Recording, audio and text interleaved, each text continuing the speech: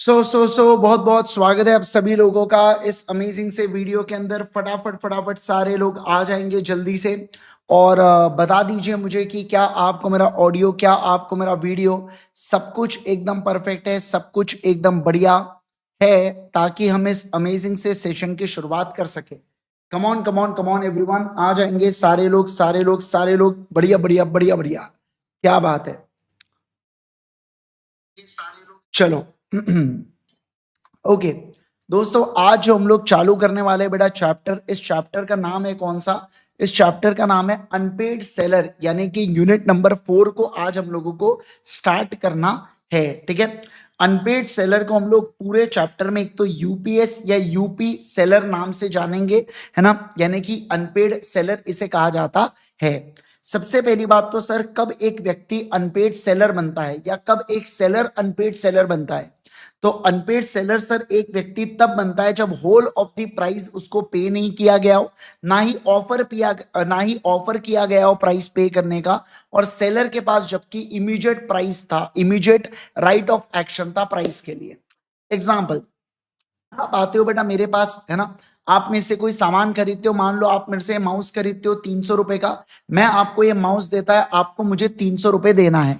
अब आपने अगर मुझे 300 रुपए नहीं दिए, या आपने मुझे 200 ही रुपए दिए, 100 रुपए नहीं दिए, या मान लो आपने मुझे ऑफर ही नहीं किया 300 रुपए देने का, तो मैं बोलूंगा मैं अनपेड सेलर बन जाता हूं। मतलब एक सेलर को जब पूरा पैसा नहीं मिलता है तो वो अनपेड सेलर बन जाता है। ओके, अगला दूसरा, सर इसके अलावा मान लो बिल ऑफ एक्सचेंज या कोई नेगोशिएबल इंस्ट्रूमेंट मुझे रिसीव हुआ था, बट मैं आपको एक बात बताऊं तो ये जो नेगोशिएबल इंस्ट्रूमेंट है ना, ये डिसऑनर हो गया। क्या हो गया बोलो बच्चों? ये डिसऑनर हो गया। डिसऑनर का मतलब क्या होता है सर? ये जिस दिन ड्यू डेट इसकी आई उस दिन सर ये अमाउंट पे नहीं किया गया, उस दिन इसको डिसऑनर कर दिया गया, तो मैं कहूंगा अगेन आपके साथ मैं अनपेड सेलर कहला जाऊंगा।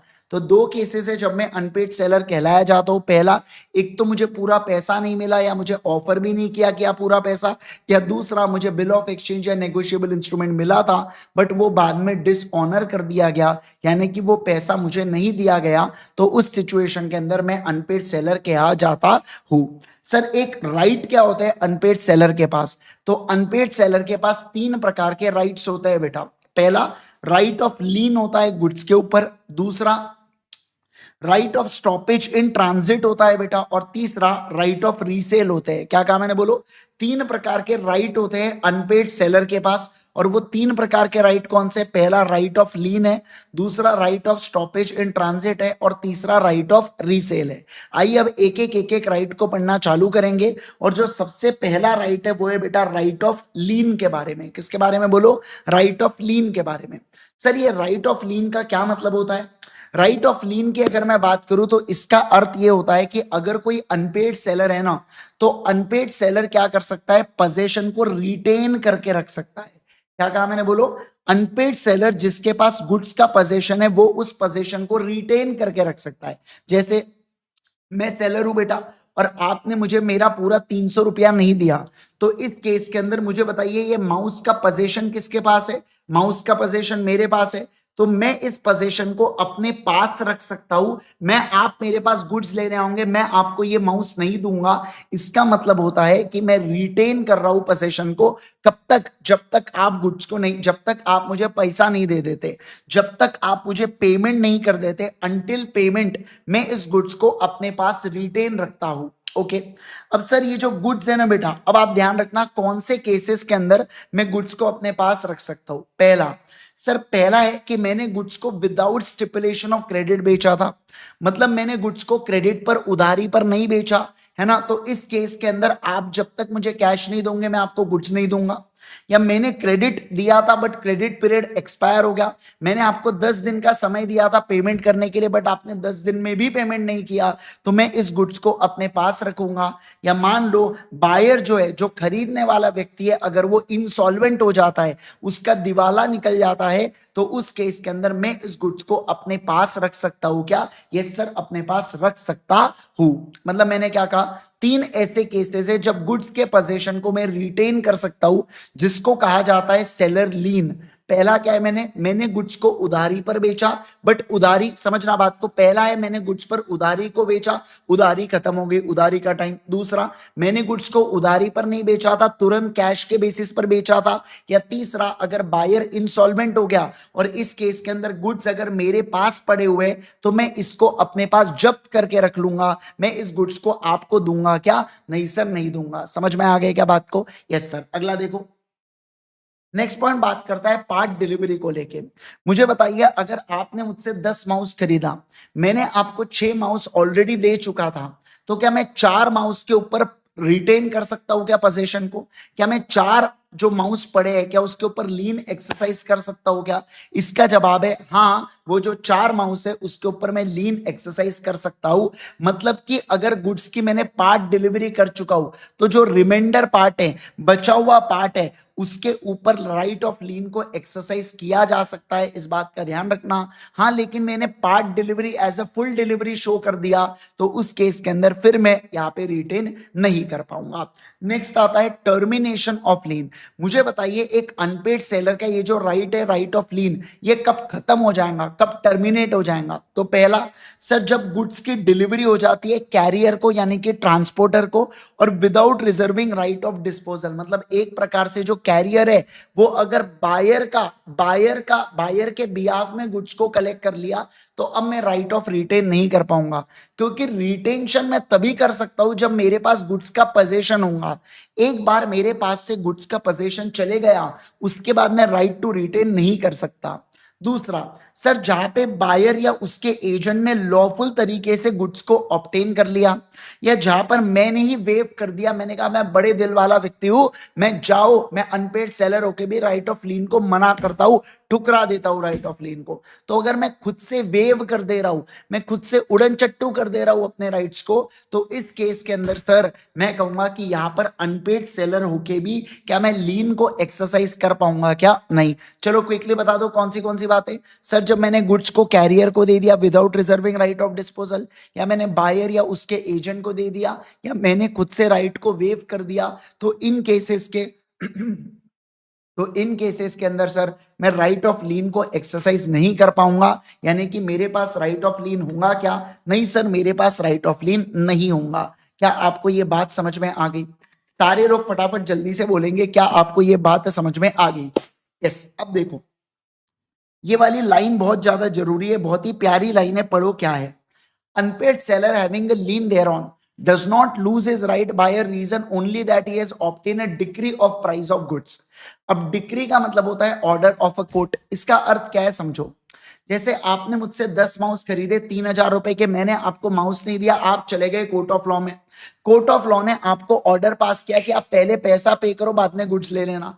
तो भली कोर्ट ऑफ लॉ ने ये ऑर्डर पास कर दिया होगा, बट फिर भी क्या मैं गुड्स दूंगा क्या जब तक आप मुझे पैसा नहीं दे देते? नहीं सर, तब तक मैं गुड्स को नहीं दूंगा। क्या कहा मैंने? बोलो, तब तक मैं गुड्स को नहीं दूंगा सर, ऐसा यहां पर बोला गया है। Got it everyone? यस। अगला, चलो सर अब चलेंगे अगले पॉइंट के ऊपर। सेकंड पॉइंट देखो क्या बोल रहा है। पहला पॉइंट सेलर्स लीन यहां पे खत्म हो गया। अब हम लोग चल रहे हैं सेकंड पॉइंट के ऊपर, right of stoppage in transit के बारे में बात करेंगे। देखो, सेलर लीन के अंदर क्या था, अगर सेलर के पास पोजीशन है तो वो गुड्स को रिटेन करके रख सकता है अगर वो अनपेड है तो। But right of stoppage in transit, क्या कहा मैंने? बोलो, right of stoppage in transit क्या कहता है समझना। सर जब सेलर है और सेलर के पास से जो गुड्स है ना बेटा, वो जा चुके हैं, काय में जा चुके हैं सर? वो गाड़ी में निकल चुके हैं, वो इन ट्रांजिट है बेटा। और वो यहां पर गुड्स को क्या मिलने वाला है? यहां पर बायर को यहां पर गुड्स मिलने वाले हैं। अब इसी के बीच में ऐसा हो जाता है कि ये जो बायर है ना बेटा, ये इंसॉल्वेंट हो जाता है। क्या हो जाता है? बोलो, इंसॉल्वेंट। केवल एक कंडीशन में, जब सेलर के पास से गुड्स जा चुके हैं और बायर इंसॉल्वेंट होता है। बायर इंसॉल्वेंट होता है उस समय सेलर बोल सकता है कैरियर को, गुड्स को पलटा के वापस मेरे पास लेके आ जा। यानी कि जो इन ट्रांजिट है ना, इन ट्रांजिट मतलब रास्ते में जो गुड्स है ना, उसको रोकने की पावर आ जाती है सेलर के पास। किसके पास? बोलो बच्चों, सेलर के पास। तो सर जब गुड्स, समझना, मैं हूं अनपेड सेलर और दूसरा मैंने गुड्स को भिजवा दिया हो, मतलब गुड्स ट्रांजिट में है और बायर के पास अभी तक गुड्स नहीं पहुंचे और बायर उससे पहले इंसॉल्वेंट हो जाता है, सिर्फ और सिर्फ इंसॉल्वेंट होगा तभी स्टॉपेज इन ट्रांजिट एक्सरसाइज होता है। राइट ऑफ लीन कभी भी आप एक्सरसाइज कर सकते हो, बायर इंसॉल्वेंट हो या बायर इंसॉल्वेंट नहीं हो, पर स्टॉपेज इन ट्रांजिट में बायर का इंसॉल्वेंट होना बहुत जरूरी है, बहुत जरूरी है, बहुत जरूरी है। ठीक है, तो देखो, when the buyer of goods become insolvent, the unpaid seller who has parted with the possession of goods has a right of stopping them in transit। मतलब अनपेड सेलर बोल सकता है ट्रक वाले भैया को, भैया गाड़ी रोको, गाड़ी पलटा दो। वो रिज्यूम, मतलब वो फिर से पोजेशन को ले सकता है बेटा, जब तक उसको गुड्स का प्राइस नहीं मिल जाता, यानी कि जब तक बायर गुड्स का पैसा नहीं दे देता तब तक वो गुड्स को अपने पास रख सकता है। क्या? बिल्कुल बिल्कुल रख सकता है। ठीक है, ओके, अगला। अब सर सवाल उठता है, ये ड्यूरेशन ऑफ ट्रांजिट का क्या मतलब होता है? मतलब कब हम लोग बोलेंगे कि एक जो गुड्स है ना वो ड्यूरिंग द ट्रांजिट है, ऐसा हम लोग कब बोलेंगे, है ना? कब ड्यूरिंग द ट्रांजिट, मतलब मैं क्या कह रहा हूं अपने डायग्राम के हिसाब से, ये जो इन ट्रांजिट अपन लोग कह रहे हैं ना, तो ये इन ट्रांजिट कब होता है, इन ट्रांजिट कब होता है, हम उसके बारे में अभी पढ़ रहे हैं। ठीक है, तो देखो सर, पहला, goods deem to be in a transit कब? अगर वो डिलीवर हुआ है बेटा कैरियर को और अदर बेली को for the purpose of transmission to the buyer until the buyer or is agent in that behalf takes delivery from them for such carrier or bailee. तो पहला पॉइंट क्या बोला, कब ड्यूरिंग ट्रांजिट मानेंगे? जब हमने goods को दिया है ट्रांसपोर्टर को। क्या दिया है बोलो? ट्रांसपोर्टर को। ये इसे कहा जाता है कैरियर। क्या बोला जाता है बोलो? कैरियर। तो कैरियर को गुड्स दिया और ये गुड्स जब तक मिल नहीं जाते किसको? बायर को या बायर के एजेंट को, तो हम लोग कहेंगे कि इसके बीच का जो है टाइम फ्रेम है ना सर, इसे अपन लोग इन ट्रांजिट कहते हैं। क्या कहते हैं बोलो जल्दी से? सर इसे हम लोग इन ट्रांजिट कहते हैं। समझे क्या बात को? ये पहला पॉइंट। तो गुड्स को कब इन ट्रांजिट मानना है, ये पहला पॉइंट मैंने आपके साथ यहाँ पे डिस्कस किया। दूसरा, sir if goods are rejected by the buyer, sir buyer के पास गुड्स पहुंच गए थे बट उसने मना कर दिया एक्सेप्ट करने से, और जो कैरियर वाला है या जो बेली है उसके पास गुड्स का पोजीशन पड़ा हुआ है, तो हम लोग बोलेंगे कि सर ये इन ट्रांजिट माना जाता है, मतलब कि ट्रांजिट खत्म नहीं हुआ। क्या कहा मैंने बोलो? फिर से रिपीट करूंगा, देखो सर ये कैरियर वाला है, ये कैरियर वाला बायर के पास पहुंच गया था बट बायर मना कर देता है गुड्स को लेने से, तो इस कैरियर वाले के पास ही बेटा गुड्स पड़े हुए हैं, तो हम लोग बोलेंगे इसे इन ट्रांजिट है। क्या है बोलो बच्चों? इसको अभी भी इन ट्रांजिट माना जाता है। ठीक है, तीसरा point, where goods are delivered to the ship chartered by the buyer, the question depending upon the circumstances particular of the case, they whether they are in the possession of master as a carrier or as a agent of buyer। इसका मतलब क्या है? देखो sir, buyer अगर ship को higher करता है, जो बायर है वो शिप को हायर करता है, मतलब शिप से, समुद्र तट से बेटा गुड्स जाने वाले। अब वो जो शिप हायर की गई है वो बायर के द्वारा की गई है, मतलब जो शिप वाले हैं वो बायर के एजेंट के तौर पर होंगे। तो मोमेंट हम शिप वालों को गुड्स देते हैं, हम लोग कहेंगे कि हमारा ट्रांजिट एंड हो जाता है। क्या हो जाता है बोलो बच्चों? हमारा ट्रांजिट एंड हो जाता है। क्या आपको ये बात समझ में आ रही है? क्या बोलो बोलो बोलो मुझे जल्दी से, क्या आपको ये बात समझ में आ रही है क्या? Yes sir. चलिए अगला देखो, फोर्थ पॉइंट। फोर्थ पॉइंट क्या कह रहा है? फोर्थ पॉइंट कह रहा है where the part delivery of goods has been made to the buyer. क्या बोला यहाँ पे बताइए? सर जब पार्ट डिलीवरी जो गुड्स की है ना वो बायर को या बायर के एजेंट को मिल जाता है, तो मैं कहूंगा कि रिमाइंडर जो गुड्स है बेटा वो हो सकता है स्टॉप्ड इन ट्रांजिट मान लिया जाए। मतलब क्या? इसका कहना है कि अगर मैंने पार्ट डिलीवरी किया ऐसे तौर पर कि मानो जैसे मैं फुल डिलीवरी कर रहा हूं, तो रिमाइंडर के ऊपर मैं स्टॉपेज एंड ट्रांजिट नहीं कर सकता, पर पार्ट डिलीवरी को मैंने अलग करके दिया तो रिमाइंडर के ऊपर स्टॉपेज एंड ट्रांजिट को एक्सरसाइज कर पाऊंगा। क्या? बिल्कुल बिल्कुल कर पाऊंगा। ये जो रिमाइंडर और पार्ट है ये पिछले वाले इससे काफी मिलता जुलता है। ठीक है, ओके, अगला। अब देखो how the stoppage in transit is affected. तो स्टॉपेज इन ट्रांजिट को कैसे एक्चुअली इसका इफेक्ट आता है? तो सबसे पहला, सेलर गुड्स को अपने पोजीशन में ले लेता है, मतलब जो सेलर के पास से गुड्स गए थे ट्रक ड्राइवर को, तो मैं बोलता हूं तू गुड्स मुझे वापस ला के दे दे। मतलब कि जो ये माउस ट्रक ड्राइवर के पास था, ये माउस जब मेरे पास वापस आ जाए तो इसे बोला जाता है एक्चुअल पोजीशन ऑफ गुड्स। क्या बोला जाता है बोलो? Actual position of goods. और दूसरा, by giving the notice not to deliver goods, या मैं ट्रक ड्राइवर को बोल सकता हूं तुम्हें ये गुड्स देने की जरूरत नहीं है बायर को, तुम ये गुड्स को मत दो। तो इन दोनों केस के अंदर मैंने क्या किया, इन दोनों केस के अंदर मैंने स्टॉपेज इन ट्रांजिट किया। क्या किया बोलो बच्चों, स्टॉपेज इन ट्रांजिट किया। तो स्टॉपेज इन ट्रांजिट दो तरीके से हो सकता है, एक तो जब मैं गुड्स का पोजीशन वापस ले लूं, या दूसरा मैं यहां पे नोटिस दे दूं ट्रांसपोर्टर को कि तुमको डिलीवरी करने की कोई जरूरत नहीं है। तो इन दोनों केसेस के अंदर स्टॉपेज इन ट्रांजिट हो जाएगा क्या, हाँ सर स्टॉपेज इन ट्रांजिट हो जाएगा। अब अगला, where the notice of stoppage and transit is given by the seller to the carrier और other bailee in the position, वो रीडिलीवर करेगा गुड्स को as per direction of seller, और जो इसके एक्सपेंसेस होंगे बेटा वो सेलर बॉर्न करेगा। मतलब क्या समझना, जब सेलर ने बोला ट्रांसपोर्टर को तू वापस गुड्स ला, तो ये जो गुड्स को वापस लाने का खर्चा है, ये जो गुड्स को वापस लाने का खर्चा है, ये वापस लाने के खर्चे को बेयर कौन करेगा, सेलर बेयर करेगा। जो इंस्ट्रक्शन दे रहा है स्टॉपेज इन ट्रांजिट का वो बेयर करेगा, ऐसा यहां पर बोला गया है। ठीक है, गॉट इट एवरीवन। क्या आपको ये बात समझ में आ रही है क्या, है ना? Yes sir. चलो अब देखो क्या सर, राइट ऑफ लीन और स्टॉपेज इन ट्रांजिट के बीच का डिफरेंस मैं आपको बताता हूं। सर यहां पर अपन है ना रिटेन, मतलब अपने पास पहले से पोजीशन है, अपन उस पोजीशन को बरकरार रखना चाहते हैं।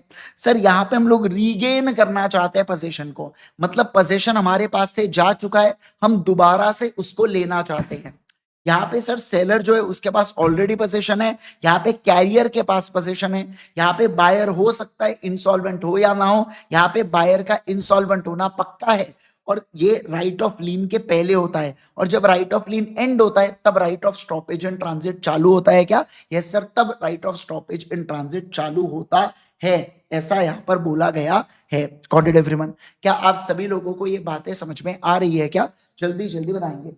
सर बायर इंसॉल्वेंट हो गया पर ट्रांजिट में उसका एजेंट के पास गुड्स है, तो क्या होगा, तो कुछ नहीं होगा। अगर उसके एजेंट के पास गुड्स है तो इस सिचुएशन के अंदर स्टॉपेज इन ट्रांजिट नहीं होगा, फिर इस सिचुएशन में आप उससे प्राइस क्लेम कर पाओगे। क्या क्लेम कर पाओगे, प्राइस क्लेम। गुड्स को क्लेम नहीं कर पाओगे, प्राइस को क्लेम कर पाओगे, ऐसा उसके अंदर होता है। ओके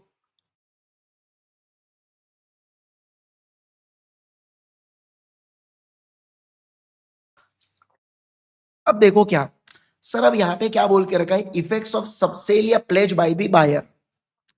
मतलब sir the right of lien and stoppage and transit is not affected by the buyer selling or pledging goods unless seller has assented to it. इसका मतलब क्या है, समझो आप बात को। देखो देखो देखो अच्छे से। सर यहां पे है मान लो जेठालाल, ठीक है ना, ये एक अनपेड सेलर है, इसने गुड्स बेचा है किसको, भीड़े को, और भीड़े गुड्स बेच रहा है बेटा किसको, हाथी भाई को। किसको बोलो जल्दी से, हाथी भाई को। समझ रहे हैं आप बात को, यस। अब देखो मैं क्या कह रहा हूं, सारे लोग समझना बात को। सर जेठालाल ने गुड्स दिया भीड़े को, क्या दिया, गुड्स दिया भीड़े को बेटा, है ना, और भीड़े ने वो गुड्स को क्या कर दिया, भीड़े ने उस गुड्स को सेल कर दिया किसको, हाथी भाई को। मुझे एक बात बताइए, अगर भीड़े गुड्स को सेल भी कर देता है हाथी भाई को, तो इसके कारण जेठालाल के पास जो राइट ऑफ लीन है या right of stoppage in transit है, इस पर कोई फर्क पड़ता है क्या, नहीं सर, इस पर कोई फर्क नहीं पड़ता। मतलब जेठालाल राइट ऑफ लीन और right of stoppage in transit दोनों को एक्सरसाइज कर सकता है। हाँ लेकिन अगर जेठालाल ने इस सेल को अप्रूवल दिया था, क्या कहा मैंने, बोलो, जेठालाल ने अगर इस फर्दर वाले सेल का अप्रूवल दिया था, तो उस केस के अंदर सर फिर वो राइट ऑफ सेल या स्टॉपेज इन ट्रांजिट को एक्सरसाइज कर पाएगा क्या, फिर वो नहीं कर पाएगा। समझे क्या आप बात को, फिर वो नहीं कर पाएगा सर, ऐसा इसका अर्थ होता है। मतलब सर यहां पर बोला गया है कि अगर सबसेल या प्लेज किया गया बायर के द्वारा, तो उससे मेरे अनपेड सेलर के राइट पर कोई आंच नहीं आती है। पर हाँ वो सबसेल या प्लेज अगर मुझसे पूछ के किया था और मैंने उसका असेंट दिया था, तो उस केस के अंदर सर फिर मैं यहां पे राइट ऑफ सेल या स्टॉपेज इन ट्रांजिट को नहीं एक्सरसाइज कर पाऊंगा, ऐसा लॉ कहता है। अगला, exception where unpaid seller's right of lien या stoppage in transit are defeated. मतलब ये दो ऐसे केसेस है बेटा जहां पर एक सेलर जो है अनपेड सेलर, वो राइट ऑफ लीन हो या right of stoppage in transit हो, दोनों चीजों को एक्सरसाइज नहीं कर सकता, और उसके बारे में मैं आपको बताने जा रहा हूं। पहला, where seller has assented the sale, mortgage या डिस्पोजिशन ऑफ गुड्स। मतलब क्या, जो बायर है, जैसे भिड़े हाथी भाई को जो गुड्स बेच रहा है, मॉर्गेज करा रहा है, जो भी कर रहा है बेटा, उसको जेठालाल ने अप्रूवल दिया। तो जब जेठालाल ने उसको अप्रूवल दिया तो अब जेठालाल राइट ऑफ लीन या स्टॉपेज एंड ट्रांजिट को एक्सरसाइज नहीं कर सकता। या दूसरा, way document of title has been transferred to buyer and buyer transferred the document of title in a good faith and for a value to the other person. मतलब क्या हुआ, मतलब ये हुआ कि टीवी माना जेठालाल के पास है, बट टीवी के डॉक्यूमेंट्स भिड़े के पास है, और भिड़े ने उसको हाथी भाई को बेच दिया, हाथी भाई से पैसे ले लिया, हाथी भाई ने गुड फेथ में टीवी के पेपर्स कागजात को ले ली, अपने पास पैसे दे दिए, बोले आज ना कल तो टीवी आ ही जाएगा। तो ऐसे केस के अंदर भी अब जेठालाल क्या नहीं कर सकता sir, right of stoppage and transit या राइट ऑफ लीन नहीं कर सकता सर। इस बात का ध्यान रखना, क्यों, क्योंकि लास्ट में बाय वे ऑफ सेल या लीन यहां से डिफीट होता है, और दूसरा अगर लास्ट मेंशन ट्रांसफर है, ये प्लेज है, तो अनपेड सेलर का जो राइट ऑफ लीन या स्टॉपेज एंड ट्रांजिट है, ये subject to the rights of pledgee बन जाता है। क्या बन जाता है बोलो, प्लेजी बन जाता है प्लेज के केस में। सर ये प्लेज वाला क्या केस है, थोड़ा सा एक्स्ट्रा इंफॉर्मेशन देके बताओ ना। आओ मैं आपको एक और एग्जांपल देता हूं। देखो एग्जांपल, यहाँ पे जेठा है, यहाँ पे कौन है, यहाँ पे अपना अय्यर है बेटा, ठीक है। अब अय्यर ने क्या किया, अय्यर ने गुड्स को प्लेज किया। क्या किया बच्चों, प्लेज किया, गिरवी रखा किसके पास, मान लो सोडी के पास गिरवी रखा, ठीक है ना, ठीक है। क्या रखा गिरवी, मान लीजिए टीवी जिसकी कॉस्ट है बेटा 25,000 रुपए की, तो यहाँ पे सोडी से लोन लिया अय्यर ने, कितने का, मान लो 15,000 रुपए का लोन लिया। तो यहाँ पे अब क्या बोला जा रहा है समझना, सेकेंड वाले केस में जब यहाँ पे अय्यर गुड्स को प्लेज कर रहा है, क्या कर रहा है, प्लेज कर रहा है, तो जो टीवी है ना बेटा, टीवी के ऊपर पहला राइट होगा सोडी का, किसका राइट होगा, सोडी का, और दूसरा राइट होगा जेठा का। मतलब टीवी बेच के अगर 25,000 रुपए आए तो पहले मिलेंगे सोडी को, बाद में मिलेंगे जेठा को। तो इसको लिखने का तरीका होता है subject to the rights of pledgee. क्या बोला जाता है इसे, बोलो, subject to the rights of pledgee इसे कहा जाता है। समझे क्या, मतलब जेठालाल यानी कि अनपेड सेलर का राइट तो होगा, पर subject to the rights of pledgee, यानी कि प्लेजी का पहले अधिकार आएगा और उसके बाद जेठा का क्या आने वाला है सर, उसके बाद जेठालाल का राइट आने वाला है। क्या, yes sir, got it everyone. क्या आपको ये बात समझ में आ रही है क्या, बोलो बोलो बोलो जल्दी से मुझे, क्या आपको ये बातें समझ में आ रही है क्या, फटाफट बोलो, है ना, यस सर। चलिए अगला देखो, however pledgee may be required by the unpaid seller to use the first instance other goods and securities available to him to satisfy claims। लेकिन मैं आपको एक बात बताऊं, यहाँ पे जो है ना, यहाँ पे जो है बेटा जेठालाल ये सोडी को बोल सकता है कि तुम्हारे पास टीवी के अलावा अगर कुछ गोल्ड है, कुछ और भी चीजें हैं अय्यर की, तो पहले तुम इसका प्रयोग करो और बाद में तुम इसका प्रयोग करो। समझे क्या आप बात को, मतलब मैं यानी कि अनपेड सेलर प्लेजी से रिक्वेस्ट कर सकता है कि अगर तुम्हारे पास दूसरे भी गुड्स वो गिरवी रखे गया है तो पहले तुम अपने क्लेम को सेटिस्फाई दूसरे गुड्स से करो, फिर नहीं हो पाया तो ये टीवी को भी बेच डालना। क्या, ये सर फिर टीवी को बेच डालना। समझ में आ रहा है आपको बातें, है ना, बहुत एकदम बहुत प्यारे एग्जाम्पल से आपको एकदम समझा दिया मैंने, है ना। ये कॉन्सेप्ट बच्चों को पल्ले ही नहीं पड़ता बेटा, भेजे में नहीं घुसता ये वाला कॉन्सेप्ट, है ना, पता नहीं कुछ तो भी अलग ही करते रहते हैं लोग, पर बहुत इजी है। आप समझे क्या दोनों बातें, एक अपना एग्जांपल है भिड़े और हाथी भाई वाला, और दूसरा अपना अय्यर और सोडी वाला। ये दोनों एग्जांपल के मदद से आप समझेंगे तो आपको बहुत इजी चले जाएगा ये, ठीक है, एकदम पानी की तरह कंसेप्ट क्लियर। चलिए सर आइए आगे बढ़ेंगे नेक्स्ट वाले पॉइंट के ऊपर, सारे लोग ध्यान दीजिएगा। अगला पॉइंट देखो क्या बोल रहा है, effect of stoppage in transit. जो सर कॉन्ट्रैक्ट ऑफ सेल है ना, ये आप रिसाइन नहीं कर सकते where seller exercises is right of stoppage in transit. The contract still remains in force and buyer can ask for delivery on payment। इसका मतलब क्या है कि माना सेलर ने स्टॉपेज एंड ट्रांजिट किया या राइट ऑफ लीन किया, इसका ये अर्थ नहीं होता बेटा, क्या अर्थ नहीं होता बोलो, इसका ये मतलब नहीं होता, क्या मतलब नहीं होता, सभी लोग बोलो ना सर, इसका ये मतलब नहीं होता कि यहां पर जो व्यक्ति है ना बेटा वो बोलेगा कि कॉन्ट्रैक्ट कैंसिल करके, अरे भैया कोई कॉन्ट्रैक्ट वगैरह आपका कैंसिल हुआ है क्या, नहीं सर कोई भी कॉन्ट्रैक्ट आपका कैंसिल नहीं हुआ है, इस बात का आपको ध्यान रखना है, ठीक है ना। तो कोई भी कॉन्ट्रैक्ट आपका कैंसिल नहीं हुआ है बच्चों। ओके अगला, अब बात करेंगे हम लोग तीसरे राइट के बारे में, जो होता है right of resale. Right of resale, ये अनपेड सेलर के पास राइट है बेटा। अब आप सोच के देखो, अगर ये राइट नहीं हो जाता तो स्टॉपेज इन ट्रांजिट या राइट ऑफ लीन का कोई फायदा नहीं होता। मतलब मैं गुड्स को अपने पास कब्जा करके रख रहा हूं, पर कब्जा करके करूंगा क्या? तो ऐसे सिचुएशन में राइट ऑफ रीसेल आपसे क्या कहता है? राइट ऑफ रीसेल आपसे कहता है कि आप क्या कर सकते हो, आप माल को बेच सकते हो। मतलब अगर सामने वाला व्यक्ति पे नहीं किया तो ऐसे सिचुएशन में आप सीधा माल को बेच मारना। सर कौन से केस में अपन लोग माल को बेच सकते हैं बताओ? सर अगर माल है पेरिशेबल नेचर का, जैसे फॉर एग्जांपल पेरिशेबल नेचर मतलब अपने फ्रूट्स हो गए, वेजिटेबल्स हो गए, जो खराब हो जाते हैं एक दो दिन के अंदर, आप उसको बेच सकते हो। सर जहां पे जो गुड्स के अंदर की प्रॉपर्टी है अगर वो बायर के पास नहीं हुई थी तो उस केस के अंदर भी आप बेच सकते हो। सर जहां पे अनपेड सेलर जिसने राइट ऑफ लीन या स्टॉपेज एंड ट्रांजिट को एक्सरसाइज किया, उसने रीसेल कर दिया बेटा गुड्स को, और एक्वायर करता है यहाँ पे good title even if notice not given. मतलब देखो क्या बोला यहाँ पे, इनका कहना है कि जहां पे अनपेड सेलर जिसने राइट ऑफ लीन या स्टॉपेज एंड ट्रांजिट को वो रीसेल कर रहा है गुड्स को, है ना, तो ऐसे केस के अंदर सामने वाले व्यक्ति को क्या गुड टाइटल मिलने वाला है क्या? बिल्कुल बिल्कुल मिलने वाला है। अब मैं आपको एक बात बता दूं, ये जो राइट ऑफ रीसेल है ना, where right of resale is expressly reserved in a contract, तो मुझे नोटिस देने की भी जरूरत नहीं है। मतलब क्या, मैंने बेटा पहले ही आपसे बोल दिया था कि अगर आपने मुझे टाइम पे पैसा नहीं दिया ना तो इस गुड्स को मैं किसी और को बेच दूंगा, मैं आपको बताऊंगा नहीं, मैं डायरेक्टली बेच दूंगा। तो इस सिचुएशन के अंदर मैंने एक्सप्रेसली रिजर्व करके रखा था कॉन्ट्रैक्ट ऑफ सेल, रीसेल के राइट को एक्सप्रेसली रिजर्व करके रखा था। तो इसमें तो मुझे आपको नोटिस देने की भी जरूरत नहीं।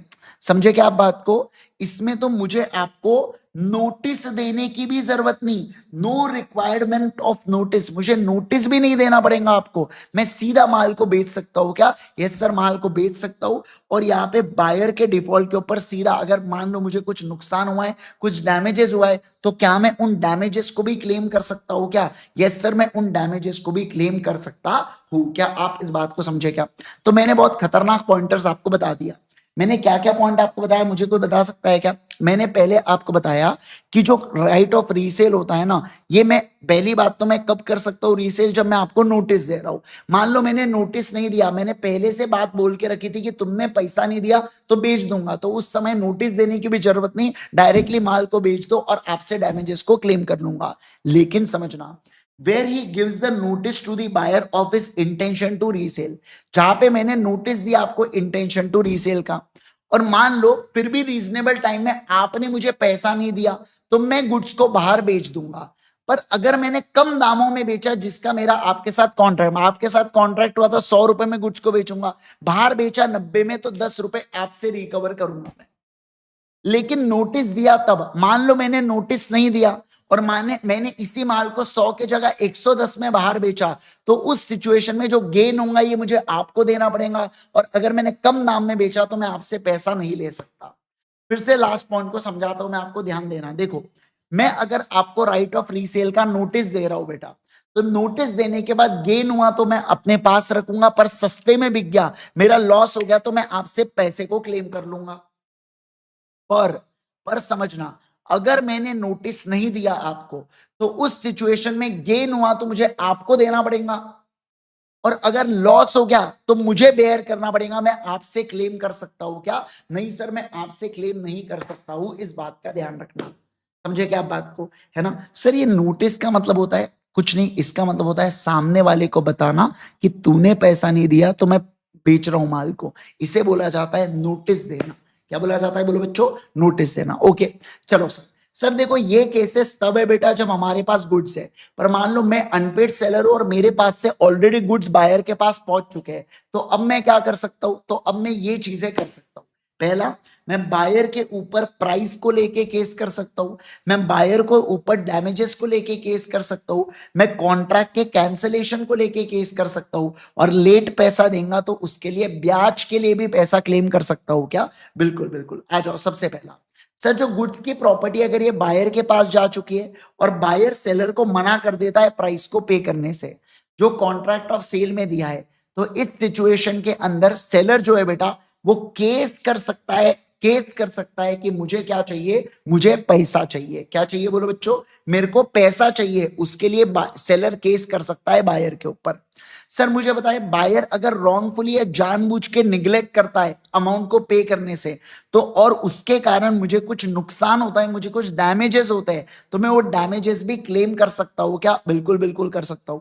इसके अलावा सेलर जो है ये कॉन्ट्रैक्ट को रिसाइन ट्रीट कर सकता है और डैमेजेस केस कर सकता है, जैसे कि इंडियन कॉन्ट्रैक्ट एक्ट में एंटीसिपेटरी ब्रीच का प्रोविजन है। और इसके अलावा अगर सर ध्यान रखना, अगर एग्रीमेंट में मैं स्पेसिफिकली बोल के रखूं, क्या बोल के रखूं, कि अगर तुमने मुझे लेट पैसा दिया तो 12%, 8%, 9% के हिसाब से ब्याज लगेगा, तब मैं ब्याज को क्लेम कर पाऊंगा। पर अगर मैंने कोई भी स्पेसिफिक एग्रीमेंट नहीं किया तो उस केस के अंदर मैं क्या ब्याज क्लेम कर पाऊंगा क्या?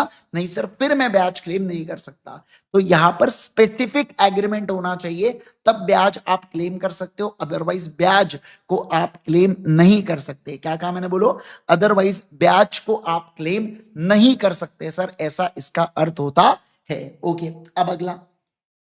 अब सर हम लोग बात करेंगे remedies of buyer against the seller. Sir मुझे एक बात बताइए कि बायर ने तो पैसा दिया पर सेलर उसको गुड्स नहीं दे रहा है बेटा।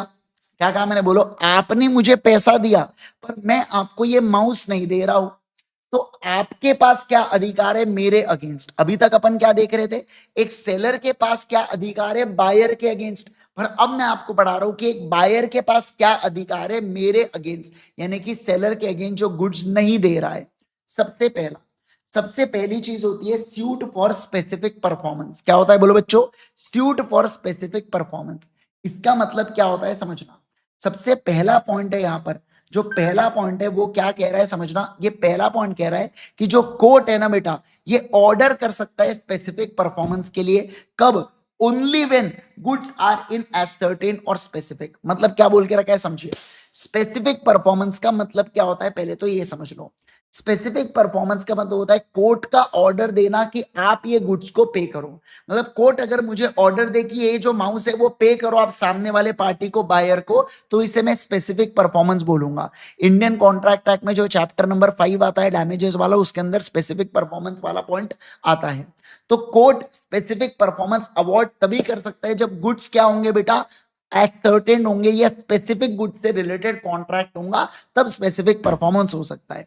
पर स्पेसिफिक परफॉर्मेंस तब कब? देखो कंडीशन क्या क्या है, एक तो गुड्स एज सर्टेन या स्पेसिफिक होना चाहिए, दूसरा कोर्ट के पास पावर होती है, कोर्ट के पास पावर होती है स्पेसिफिक परफॉर्मेंस की। कोर्ट ये तभी देगा बेटा जब डैमेजेस एडिक्वेट रेमेडी नहीं है, और जब गुड्स का कोई स्पेशल नेचर होगा ना तभी स्पेसिफिक परफॉर्मेंस दिया जाता है। जैसे कोई एंटिक पेंटिंग होंगी या कोई पुराने सिक्के वगैरह से रिलेटेड कॉन्ट्रैक्ट होगा जो इजीली मार्केट में रिप्लेसेबल नहीं होता है, तो उस केस के अंदर ही स्पेसिफिक परफॉर्मेंस से फायदा होने वाला है, अदरवाइज कोर्ट स्पेसिफिक परफॉर्मेंस नहीं देंगे। तो चार बातें बता दो कब, जब सर गुड्स आपके स्पेसिफिक है, कोर्ट के पास पावर है, फिर कोर्ट तभी देगा। एक बात ध्यान रखना, ये जो स्पेसिफिक है कोई एडिक्वेट रेमेडी जरूरी नहीं एडिक्वेट रेमेडी हो। और चौथा क्या, जब गुड्स कोई स्पेशल नेचर के या कोई यूनिक नेचर के, तो उस केस के अंदर ही स्पेसिफिक परफॉर्मेंस आने वाला है। क्या? इस तरह आने वाला है। Got it everyone? ओके, अगला second, damages for non delivery.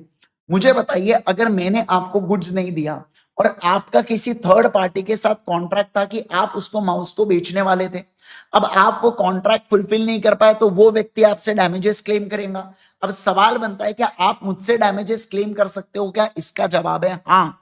मतलब अगर मेरे गुड्स के नॉन डिलीवरी से आपको कोई नुकसान होता है, फिर से मेरे गुड्स के नॉन डिलीवरी से आपको कोई नुकसान होता है, तो उस केस के अंदर आप मुझसे डैमेजेस को क्लेम कर सकते हो।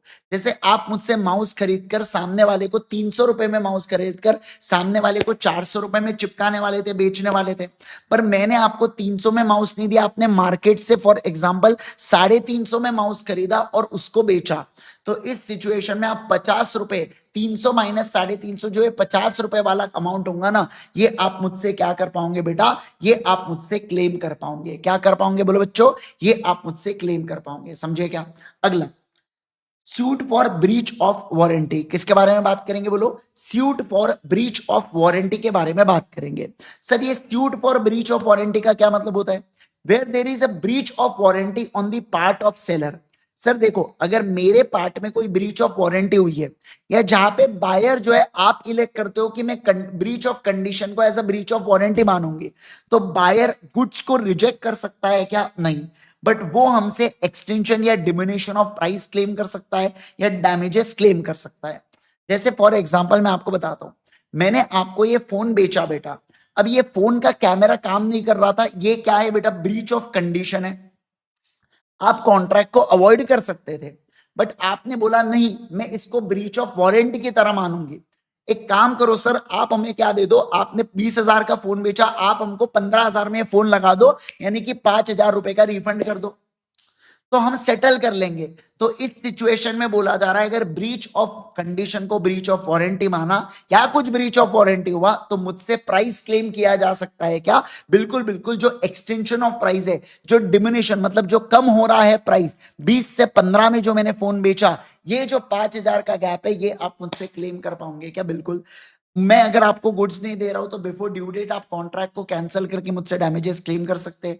इसके अलावा अगर आपके और मेरे बीच में स्पेसिफिक एग्रीमेंट है बेटा, जहां पे आपने मुझे एडवांस दिया है पर मैंने गुड्स नहीं दिया, और स्पेसिफिक एग्रीमेंट है, तो आप मुझसे इंटरेस्ट क्लेम कर सकते हो। लेकिन स्पेसिफिक एग्रीमेंट नहीं है तो इंटरेस्ट क्लेम नहीं किया जा सकता। मान लो इंटरेस्ट को लेके स्पेसिफिक एग्रीमेंट है पर कोई रेट डिसाइड नहीं हुआ है, तो कोर्ट जो है ना बेटा, वो रीजनेबल रेट अपने को दे सकती है क्या? यस सर, कोर्ट यहाँ पे अवॉर्ड कर सकती है रेट जो उसको ठीक लगे, जो बायर को मिलना चाहिए। जनरली जो बैंक रेट होता है ना बेटा, वही दिया जाता है क्या? यस सर, वही प्रोवाइड किया जाता है। ठीक है, ओके, अगला देखो। नेक्स्ट मैं बात करूंगा यहाँ पे ऑक्शन सेल सेक्शन नंबर 64। किसके बारे में पढ़ेंगे? ऑक्शन सेल सेक्शन नंबर 64 के बारे में। सर ऑक्शन सेल का मतलब क्या होता है? तो ऑक्शन सेल का मतलब होता है बेटा नीलामी करना। क्या करना? बोलो जल्दी से मुझे। नीलामी करना। जब भी मैं ऑक्शन सेल का एग्जांपल या जब भी मैं ऑक्शन सेल को पढ़ाता हूं ना, मैं हमेशा यहाँ पे बहुत ही क्लासिक एग्जांपल लेता हूं वेलकम मूवी का, है ना। वेलकम, देखो मैं आपको बताता हूं, वेलकम मूवी पेंटिंग सेल, जो रेगुलर क्लास वाले होंगे उनको पता होगा, है ना। तो देखो सर, यहाँ पे क्या होता है, समझना, बात को ध्यान देना एकदम बढ़िया से सारे लोग। देखिए मैं यहाँ पे आपको बताता हूँ ये वाली स्क्रीन, अब ये वाला देखना, आप यहाँ पे सुनना।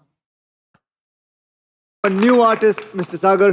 Well, this painting is called Rocking Horse. देखो मैं आपको क्या बता रहा हूँ, ये देखिए, ये जो पेंटिंग है ना बेटा, ये पेंटिंग गुड्स है, ठीक है ना।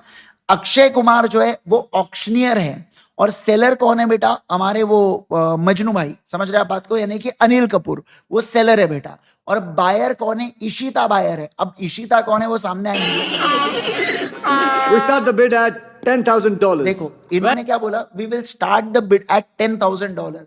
ये जो स्टार्ट द बिड बोला ना, ये होता है बिड प्राइस। ये क्या होता है, बोलो जल्दी से। ये होता है बिड प्राइस, जिसको रिजर्व प्राइस बोला जाता है, कि मिनिमम प्राइसिंग इतना है, आपको इसके ऊपर ही हमको बिडिंग करना होगा। मतलब जैसे इन्होंने $10 रखा, तो आप $9 की बिड नहीं कर सकते, आपको $10 के ऊपर की बिड करना है, ऐसा इसका मतलब होता है। 14,000 16,000. ये देखिए, ये जो 14,000 16,000 जो कर रहे हैं, ये बिडिंग होती है। क्या होती है बोलो? बिडिंग। मतलब ये लोग अभी ऑफर किए जा रहे हैं हायर प्राइस पर ध्यान रखना, जो सबसे हाईएस्ट प्राइस होगा उसको आखिरी में पेंटिंग बिकती है। $10,000. 20.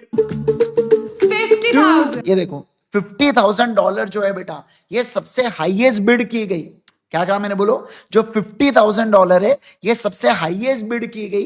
तो इस सिचुएशन के अंदर हम लोग क्या कहेंगे सर? इस सिचुएशन में हम लोग ये कहेंगे कि यहां पर क्या हो रहा है सर? यहां पर है ना, अरे बोलो ना सर, इस केस में इस व्यक्ति को यहाँ पे गुड्स सोल्ड हो जाएंगे। कौन है? देखो यहाँ पे, Sold to. ये देखो, जो इन लोगों ये ने है बेटा बायर। समझना बात को, ये जो इशिता है ना, ये बायर है, ठीक है ना। तो इन्होंने $50,000 में पेंटिंग को क्या कर लिया? खरीद लिया। समझे क्या आप बात को?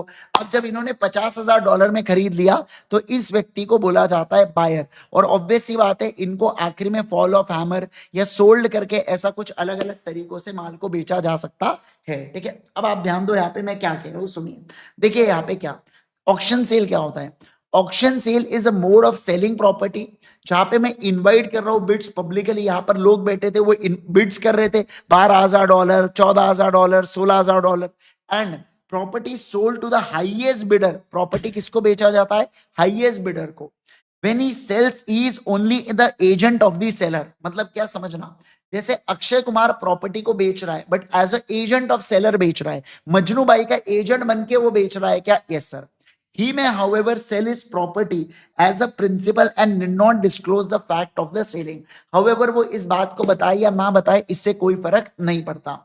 अब देखो इसके अंदर होता है रिजर्व प्राइस, जो मैंने आपको यहाँ पे $10 था बेटा, मतलब क्या ये एक मिनिमम प्राइस होता है, मतलब किसी को अगर बिड करना है ना तो इसके ऊपर ही करना पड़ेगा क्या? यस सर, इसके ऊपर ही करना पड़ेगा। अब सर अगर गुड्स को मान लो अलग अलग लॉट में बेचा जाता है, जैसे मजनू भाई की 5 पेंटिंग है, पांचों पेंटिंग को मैंने अलग अलग बेचा, तो उस सिचुएशन के अंदर क्या होगा? हर एक, समझना, हर एक लॉट क्या होगा? हर एक लॉट अपने आप में सेपरेट कॉन्ट्रैक्ट माना जाता है। क्या कहा मैंने? बोलो, हर एक लॉट अपने आप में सेपरेट कॉन्ट्रैक्ट ऑफ सेल माना जाता है क्या?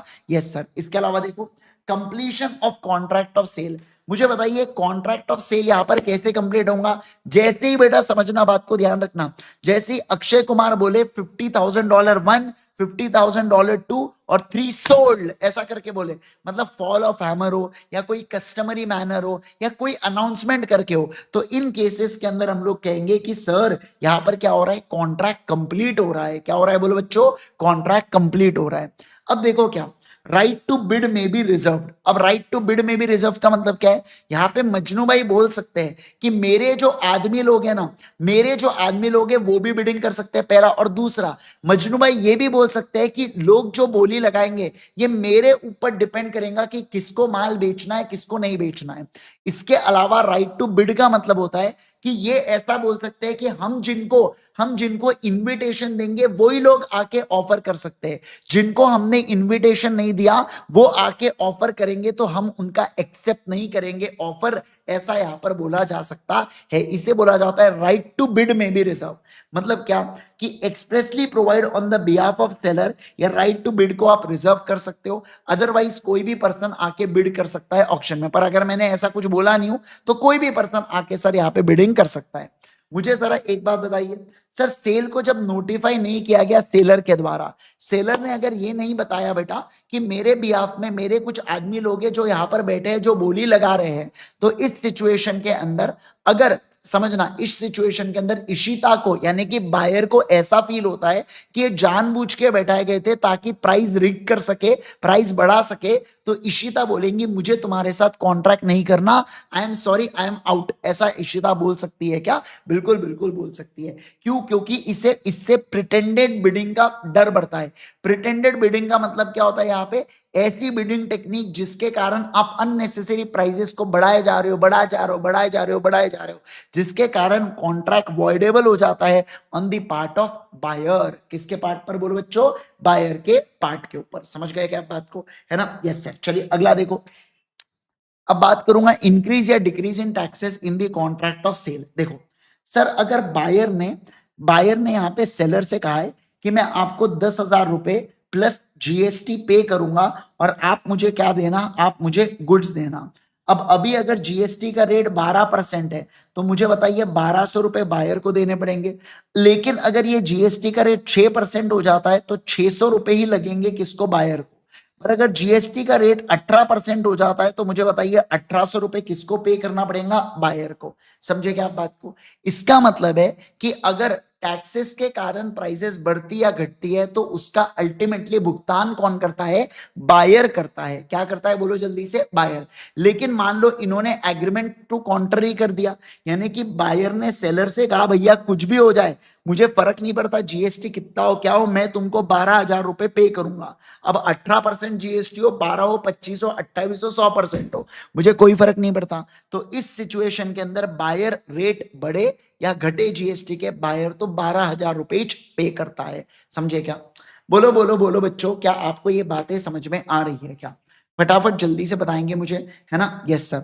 और यहाँ पर रिकॉर्ड टाइम में हमने 45 मिनट्स के अंदर हमारा यूनिट नंबर 4 ऑफ सोगा को कंप्लीट कर दिया है और काफी आराम से एग्जाम्पल का मदद ले लेके आराम से एक एक चीजों को अपन पढ़ते हुए चले है। ठीक है, तो यहाँ पे आपका सोगा भी कंप्लीट हो जाता है। तो अभी तक आपका क्या क्या कंप्लीट हो चुका है मुझे बताइए सर। सबसे पहले हमने कंपनीज एक्ट कंप्लीट किया था, फिर पार्टनरशिप किया, फिर एलएलपी किया, फिर नेगोशिएबल इंस्ट्रूमेंट एक्ट किया, और अभी हम लोगों ने यहाँ पे सोगा को कंप्लीट कर लिया है। मतलब लगभग लगभग आपका 60 नंबर, 60 से 65 नंबर का कवरेज अपना हो चुका है।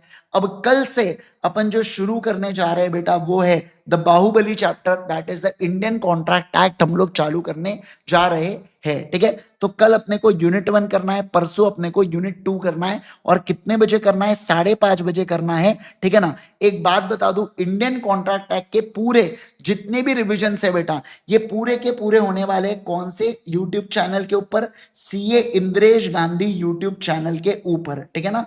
इस वीडियो के कमेंट के अंदर आपको प्लेलिस्ट दिख जाएंगी, उस प्लेलिस्ट में पूरे आपको रिवीजन सेशन एडेड हो जाके दिख जाएंगे। और इसके अलावा जो स्पेशल 26 6.0 का ग्रुप है वहां पर भी मैं लिंक आपके साथ शेयर कर दूंगा। सर टाइमिंग हमारा 5:30 ही रहने वाला है क्या? हाँ बच्चों, टाइमिंग अपना 5:30 का ही रहने वाला है, बस ये मेरे पर्सनल यूट्यूब चैनल के ऊपर होने वाला है। समझे क्या आप बात को? Got it everyone? क्या आपको ये बात समझ में आ रही है क्या?